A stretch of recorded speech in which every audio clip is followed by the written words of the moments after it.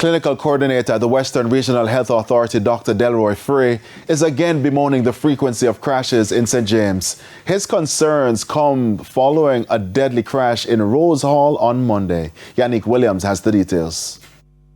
The crash scene in Rose Hall, St. James has been cleared, but the pain left behind remains from Monday's deadly three-vehicle collision. 22-year-old Bianca Wallace was killed while several students and the two drivers were injured.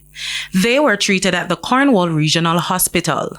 The clinical coordinator at the Western Regional Health Authority, Dr. Delroy Fray, says the hospital activated its trauma response protocols immediately after being notified of the incident, ensuring patients receive the prompt emergency care.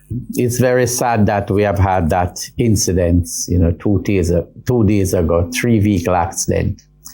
What I can tell you about is the casualties that came to our hospital. At Cornwall Regional Hospital, we had 2 patients. One was severely injured and the other one was, injured as well, had to be hospitalized. So 2 hospitalizations at Cornwall. And 18 patients attended the Falmouth Hospital. And they were what we call minor injuries. And the vast majority of them were treated in the accident and emergency department and sent home. Dr. Fray notes that up to 90% of trauma cases treated are linked to motor vehicle accidents. But beyond the treatment room, he's sounding an alarm about what he believes is a growing culture of dangerous driving. How are we going to address this? I've been thinking about it. And I believe the time has come. In fact, this month, we look at motor vehicle accidents and so how we can improve safety, the month of June. I think the time has come when you are going for your driving license test.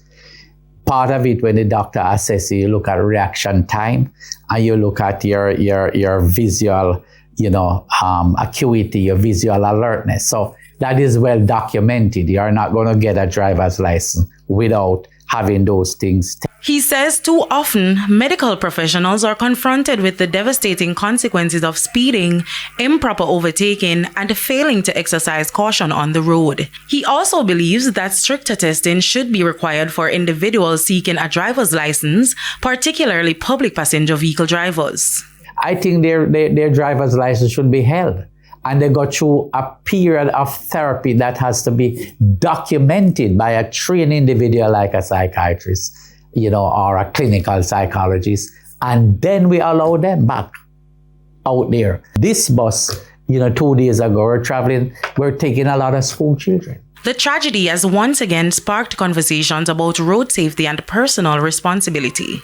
As investigations continue into the circumstances surrounding the fatal crash, authorities are urging motorists to slow down, obey traffic regulations, and prioritize safety. Yannick Williams, TVJ News.